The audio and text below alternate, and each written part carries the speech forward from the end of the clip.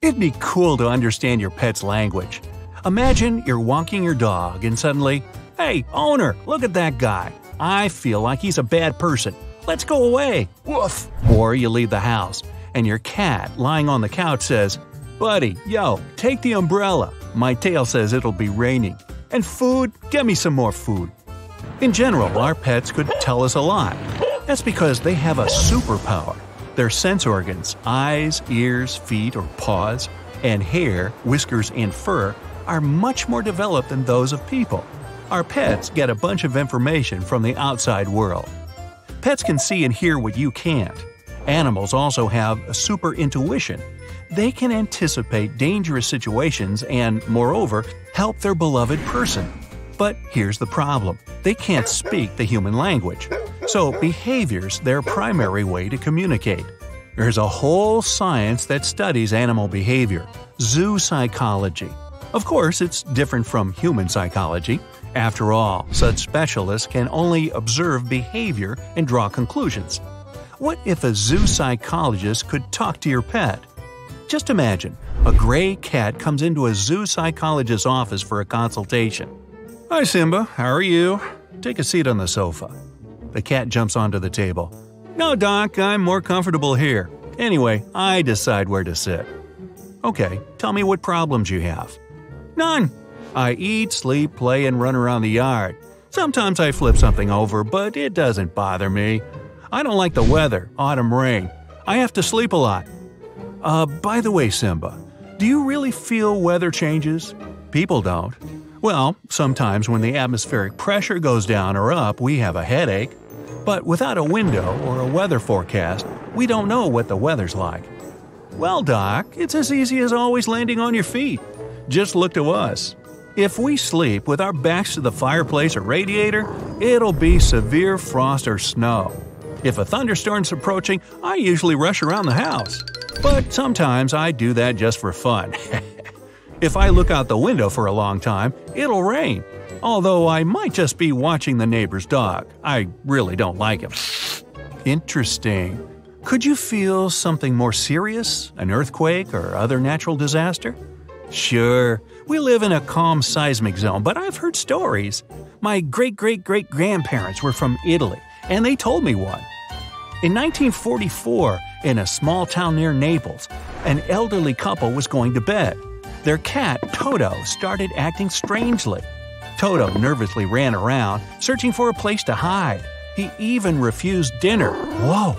In bed, Toto woke the man up by pawing at his cheeks. His wife told the man that Toto was trying to warn them. "I beg you, let's go to my sister's place." They quickly packed up and left. Mount Vesuvius erupted that night. Lava completely covered their town. Meanwhile, the couple and their cat were in a safe place. That's a fantastic story, Simba. But I really don't understand how Toto felt the danger. I'll explain it. Before a natural disaster, many changes happen in the environment. Before an earthquake, various chemicals are released from the layers of the earth. They come into contact with air and form positively charged ions. They, in turn, change the composition of air, water, and soil. And cats, with our senses, catch these changes. So, animals can detect even minor changes in the Earth's magnetic and electric fields? And people can't determine such cataclysms, Doc? A person, at a subconscious level, may feel danger approaching. Our pulse may become more frequent, and our nervous system may become excited. But people switch on their logic and typically ignore their feelings. We have many devices that detect fluctuations in the Earth's crust, but they don't determine the exact time. Animals begin to behave unusually long before the start of an earthquake. Over 40 years ago in China, seismologists suggested a strong earthquake would occur in about a year, but no one knew the exact date. So they decided to keep their eyes on animals. In a few months, people started reporting strange animal behavior. Dogs howled, cats hid and left the house, chickens and ducks flew to the rooftops. Even snakes woke up and crawled out into the snow. Scientists raised the alarm and took the locals to a safe place. A 7.3 earthquake occurred 8 hours later. Since then, Asian scientists have been closely studying animal behavior. They discovered that when danger approaches, cats meow loudly, their fur stands on end, their ears flatten. Often, they try to leave home with their kittens. Dogs whine, bark, and may even bite. That's why I always keep away from dogs, Doc. What about fish and birds? Residents of dangerous zones often keep canaries at home. When they feel an earthquake is close, the birds start to chirp fearfully and flap their wings. In Japan, where earthquakes are frequent, many people keep goldfish. When danger is coming, their fish start to behave restlessly. Humans are often inattentive. Sometimes I admire beautiful things for a long time, and my owners think there's a ghost. They just don't know the structure of a cat's eye can catch the tiniest things, like a ray of light on a speck of dust. To us, it seems like you're looking at empty space. Cats can also see ultraviolet light, and your field of vision is 295 degrees. With this vision, cats have helped people more than once. Hey, have you heard this story? In Malaysia, an elderly woman was at home with her cat. The cat was acting strangely. It stubbornly looked first at its owner and then at the ceiling. The woman followed the cat's gaze and saw a man on the roof. It was probably a burglar who made his way to the attic to get into the house. The man realized he was discovered and fled. Oh, and here's another one. A girl returned from school and went to the garden with her cat. They settled comfortably at a table. The cat was on her knees.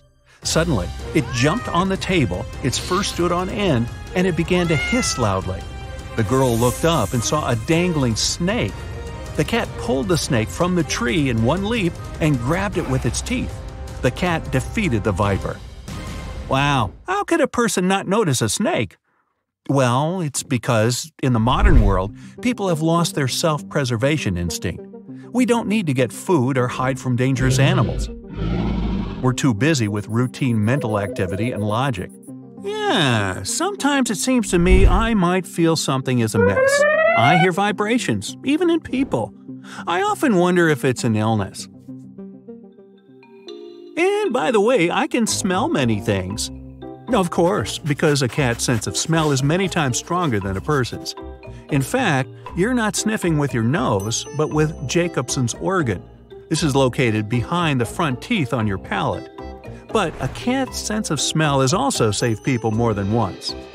In New Zealand, your namesake saved a teenager. He was in his garage in the evening. He lit a candle and fell asleep. The candle started a fire. The boy's parents were sleeping in the house and didn't notice any smoke. Their cat, Simba, reacted instantly. It meowed and ran around, banging against the garage door. The adults rushed to the garage and called the firefighters. Yeah, we cats are truly amazing. I can sense bad people. If I hiss at someone, I don't like them. It might be my intuition. Scientists also don't fully understand it, because we're one of the most mysterious creatures in the world. But very cute. Meow.